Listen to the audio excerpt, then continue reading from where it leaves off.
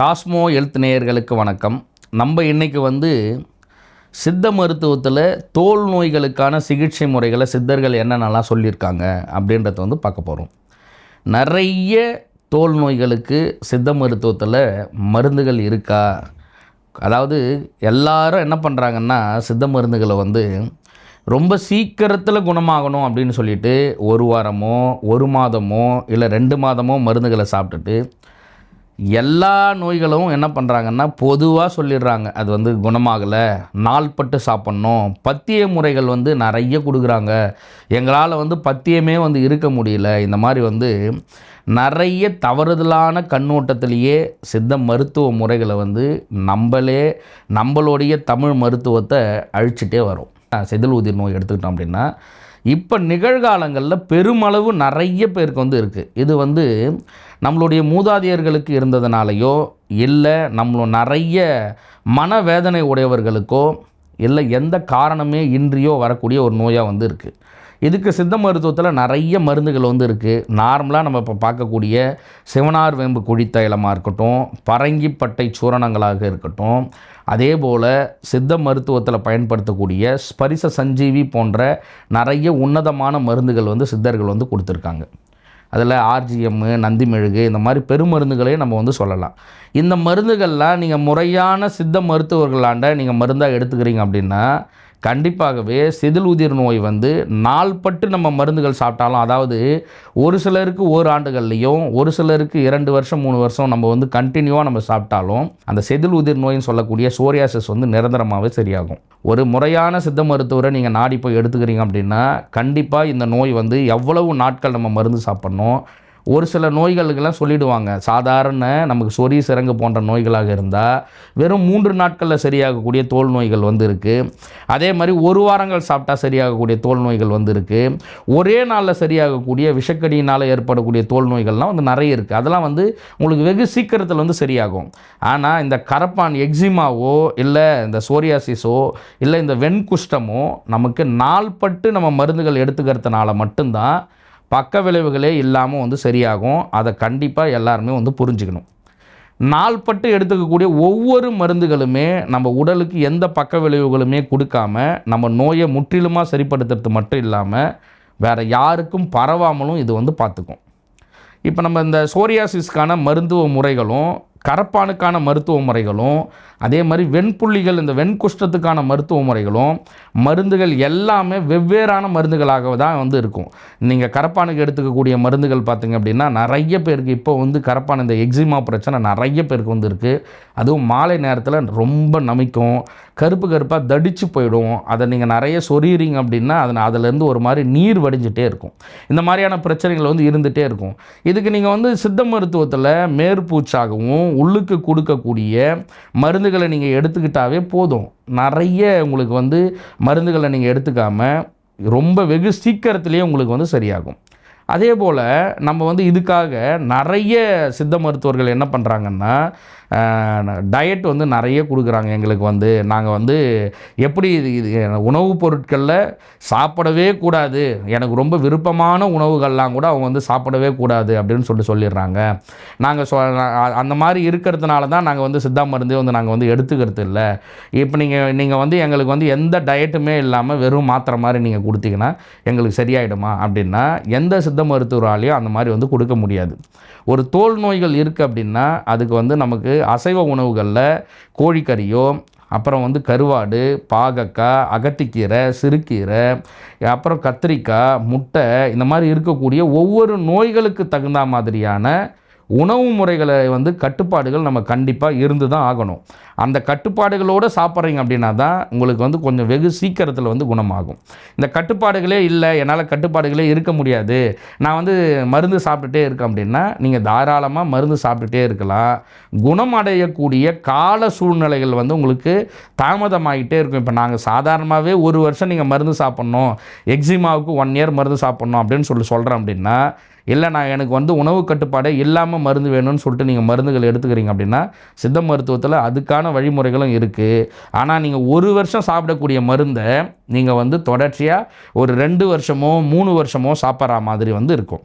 உணவு கட்டுப்பாடோட நீங்கள் வந்து சித்தர்கள் கொடுத்த இந்த பத்திய முறைகளை கடைபிடித்து நம்ம மருந்துகள் நம்ம வந்து எடுத்துக்கிறோம் அப்படின்னா ரொம்ப வெகு சீக்கிரத்தில் வந்து சரியாகும். அதே மாதிரி ஒரு நோயை குணமாக்கக்கூடிய சித்த மருத்துவரை நாடி நம்ம மருந்து எடுத்துக்கிட்டாலும் அந்த நோய் வந்து வெகு சீக்கிரத்திலேயே வந்து சரியாயிடும். இந்த செதில் உதிர் நோயின்னு சொல்லக்கூடிய நம்ம இந்த சோரியாசிஸ்க்கு என்ன பண்ணலாம், வீடுகள்லேயே நம்ம என்ன பண்ணலாம், எனக்கு வந்து ரொம்ப பெருமளவு அசிங்கமாக இருக்குது, எனக்கு முகத்தெல்லாம் வந்துடுச்சு, தலையிலலாம் வந்துடுச்சு, கையிலலாம் வந்துடுச்சு அப்படின்னா நிறைய பேருக்கு தெரியும் வெட்பாலை தைலம். அந்த செதில் உதிர் நோயினால் பாதிக்கப்பட்ட எல்லாருக்குமே தெரியும் வெட்பாலை தைலம். இந்த வெட்பாலை தைலத்தை என்ன பண்ணுவாங்கன்னா கொஞ்ச நாள் யூஸ் பண்ணிவிட்டு அது கொஞ்சம் சரியான உடனே அப்புறம் வந்து விட்டுடுவாங்க. அதுக்கப்புறம் என்ன பண்ணுவாங்க, அது குணமே ஆகலை, எனக்கு சரியாகலைன்னு சொல்லிட்டு நிறுத்திடுவாங்க. வெட்பாலை தைலம் மாதிரி ஒரு அரும் மருந்து இந்த செதில் உதிர் நோய்க்கு வேறு எதுவுமே வந்து இருக்காது. உள்ளுக்கு நீங்கள் மருந்து சாப்பிட்றது முற்றிலுமாக குணமாக்கிறதுக்கான மருந்துகள். நீங்கள் வெளிப்பிரயோகமாக பயன்படுத்தக்கூடிய இந்த வெட்பாலை தைலத்தை என்ன பண்ணணும், வெட்பாலை இலைகளை பால் வரும்போதே எடுத்துகிட்டு வந்துட்டு ஒரு 1-2 வந்து கட் பண்ணிவிட்டு சுத்தமான தேங்காய் எண்ணெயில் இந்த வெட்பாலை பால் வரும்போதே கட் பண்ணி நம்ம என்ன பண்ணணும், அதில் ஊற போட்டு ஒரு 7 நாட்கள்லேருந்து ஒரு 27 நாட்கள் ஊற போடணும். அதாவது அந்த இலைகள் வந்து எப்படி ஆகும்னா சாம்பல் நிறத்தில் வந்து மாறிடும். உங்களுக்கு வந்து முதல் நாளோ 2வது நாளோ நீங்கள் வெயிலில் வச்சு எடுக்கிறீங்க, சூரிய புடம் போட்டு எடுக்கும் போதே நமக்கு என்ன ஆகும், அந்த எண்ணெயோடைய நிறம் வந்து நீல கலராக வந்து மாறிடும். ஆனால் அந்த நீல கலராக மாறும்போதே நம்ம பயன்படுத்தலாம். ஆனால் ஒரு 7 நாள்லேருந்து 27 நாட்கள் வெயில்லையே அந்த வெயிலில் நீங்கள் வச்சுட்டு மாலை நேரத்தில் வீட்டு உள்ளே எடுத்து வச்சுருங்க. இந்த மாதிரி எடுத்து வச்சுட்டு இருக்கும்போது சூரிய புடம் மட்டுமே போட்டுட்டு வரும்போது அந்த இலையோடைய நிறம் வந்து சாம்பல் நிறமாக ஆகிடும். அந்த இலையில் இருக்கக்கூடிய மொத்த சத்தும் அந்த தைலத்தில் வந்து இறங்கிட்டுருக்கும். அந்த தைலத்தை எடுத்து நீங்கள் தினந்தோறும் பயன்படுத்தணும். தலையில் மட்டும் இருக்குன்னா தலையில் மட்டும் பயன்படுத்துங்க. கை, முகம், உடலில் இருக்கக்கூடிய எல்லா இடங்கள்லையும் அந்த வெட்பாலை தைலம் மட்டும் தொடர்ச்சியாக நீங்கள் பயன்படுத்தவே இந்த செதில் உதிர் நோய் வந்து முற்றிலுமாக வந்து சரியாகும். உள்ளுக்கு மருந்து சாப்பிட்டுட்டே இதை நீங்கள் தடவணும். அதே போல் கரப்பான் சொல்லக்கூடிய இந்த எக்ஸிமாவுக்கு நம்ம என்ன பண்ணலாம் அப்படின்னா, வாழைப்பழம் நம்ம சாப்பிட்டுட்டு உள்ளே வெறுமனே தோல் இருக்கும். அந்த தோலுனால் ஒரு முறை அந்த எக்ஸிமா அந்த பகுதி அந்த மோஸ்ட்லி வந்து இந்த பாதத்திற்கு மேற்பகுதியில் ஏற்படும், முட்டிகளில் ஏற்படும், கை முட்டிகளில் வந்து ஏற்படும், உள்ளங்கைகளில் வந்து ஏற்படும். இந்த மாதிரி இடங்களில் வந்து எக்ஸிமா பிரச்சனை வந்து நிறைய பேருக்கு வந்து இருக்கும். அதே மாதிரி பாதத்துலேயும் இருக்கும். பாதத்துலேயும் வெடித்து தண்ணி வர ஆரம்பிச்சிடும். ரொம்ப வெடிப்புகள் இருக்கும், கருப்பாக கதுண்டாக வந்து இருக்கும். இந்த மாதிரி இருக்கக்கூடிய எக்ஸிமாவுக்கெல்லாம் நம்ம மேற்பூச்சை என்ன பண்ணலாம் அப்படின்னா தகரை அப்படின்னு சொல்லிட்டு ஒரு இலை வந்து இருக்குது. இந்த தகரை இலையை என்ன பண்ணணும் அப்படின்னா நீங்கள் வந்து சுத்தமான நல்லெண்ணெயில் போட்டு காய்ச்சிக்கணும். நீங்கள் செதில் உதிர் நோய்க்கு வந்து தேங்காய் எண்ணெயை பயன்படுத்தணும். எக்ஸிமா கரப்பானுக்கு வந்து சுத்தமான நல்லெண்ணெயை வந்து பயன்படுத்தணும். அப்போ நல்லெண்ணெயில் இந்த தகர இலைகளை போட்டு காய்ச்சிட்டு ஒரு முறை வாழைப்பழத்தோலுனால் அந்த எக்ஸிமா பகுதி அந்த கரப்பான் இருக்கக்கூடிய பகுதிகளை துடைச்சிட்டு அதுக்கப்புறம் சுடுதண்ணியில் கொஞ்சம் கல்லுப்பு போட்டோ நீங்கள் நல்லா கழுவிட்டு இந்த தகர இலையோடைய தைலத்தை அப்ளை பண்ணிவிட்டு நீங்கள் உள்ளுக்கு மருந்து எடுத்துக்கிறீங்க அப்படின்னா உங்களுக்கு தகர இலை தடவும் போது அதிலிருந்து நமக்கு மாலை நேரங்களில் ஏற்படக்கூடிய அந்த அரிப்பு வந்து நமக்கு சுத்தமாக வந்து இல்லாமல் வந்து இருக்கும்.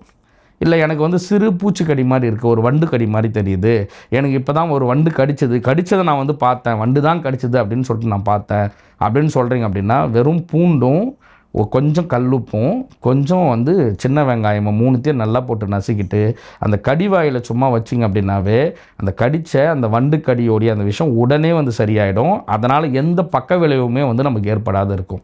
இதுவே நமக்கு வந்து ஒரு மாதிரி சொறி மாதிரி இருக்குது, உடல் முழுக்க ஒரு மாதிரி சொறி மாதிரி இருக்குது, அதுவே சரியாகுது திருப்பி வருது, அதுவே சரியாகுது திருப்பி வருது, அக்கின்னு சொல்கிறாங்க நிறைய பேர், அக்கி போல் இருக்குது அப்படின்னு சொல்கிறாங்க. அங்கங்கே எனக்கு சின்னதாக முகப்பரு மாதிரி கொப்பளமாக இருக்குது உடல் முழுக்க, நான் வந்து அதில் வந்து சீழ் வடிகிற மாதிரி இருக்குது, தண்ணி வடிகிற மாதிரி இருக்குது, என்ன பண்ணுறதுனே தெரியல அப்படின்னா நீங்கள் வந்து ரொம்ப சீக்கிரமாக சரியாகிறதுக்கான மருந்து. அதே மாதிரி ரிங் பாம் மாதிரி இருக்குது, வட்டமாக ஒரு புள்ளி மாதிரி வந்துச்சு, அதிலேருந்து நான் வந்து சொரிஞ்சிட்டேன், அது வந்து வட்டமாக உடல் முழுக்க வந்து ஆயிடுச்சு. நான் மருந்துகளாக சாப்பிட்டு பார்க்குறேன், சித்த மருந்துகள் சாப்பிட்றேன், ஆங்கில மருந்துகள் நிறைய வந்து எடுத்துக்கிறேன், எது எடுத்தாலும் எனக்கு வந்து குணமே வந்து தெரியல, எனக்கு இது அப்படியே வட்டமாக ஆகிட்டே இருக்குது, அரிச்சிக்கிட்டே இருக்குது, இல்லை சிரங்கு மாதிரி இருக்குது, எனக்கு ரொம்ப அரிச்சிட்டே இருக்குது, தாங்கவே முடியல, தலையெல்லாம் வந்துச்சு, உடல் முழுக்க இருக்குது, இந்த மாதிரி சொல்கிறீங்க அப்படின்னா நீங்கள் என்ன பண்ணலாம் அப்படின்னா, தாழம் விழுது, தாழம் செடியில் வந்து ஒரு விழுது மாதிரி இருக்கும், ஆலமரத்தில் எப்படி இருக்கோ அந்த தண்டிலிருந்து விழுது மாதிரி வந்து தொங்கும்.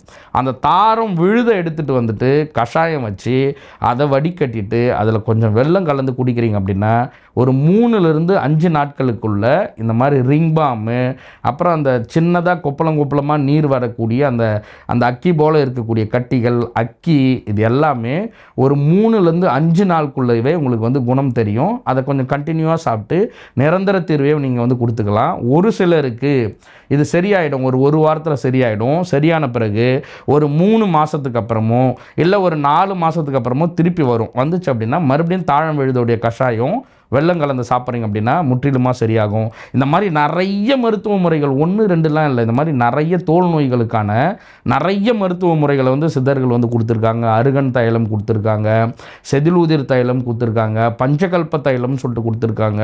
இது நிறைய முடி வளர்கிறதுக்கே பஞ்சகல்ப தைலத்தை வந்து சித்த மருத்துவத்தில் நிறைய சித்த மருத்துவர்கள் வந்து பயன்படுத்துகிறாங்க. பொடுகுனால முடி உதிர்வு கொட்டுது பாருங்கள், அதுக்கெல்லாம் பஞ்சகல்ப தைலம் வந்து நிறைய வந்து பயன்படும். இந்த மாதிரி தோல் நோய்களுக்கு நிறைய மருந்துகள் வந்து கொடுத்துருக்காங்க. அதே மாதிரி தோல் சம்பந்தமாக ஏற்படக்கூடிய புற்றுநோய்களுக்கும் நிறைய மருத்துவ முறைகளை வந்து சித்தர்கள் வந்து கொடுத்துருக்காங்க. அந்த மாதிரி சொல்லிகிட்டே இருக்கலாம். முறையான சித்த மருத்துவரிடம் சித்த மருந்து நீங்கள் மருந்து எடுத்துக்கிறீங்க அப்படின்னா முற்றிலுமாகவே எந்த பக்க விளைவுமே இல்லாமல் நம்ம வந்து நோய்கள் வந்து தீர்க்க முடியும். நன்றி, வணக்கம்.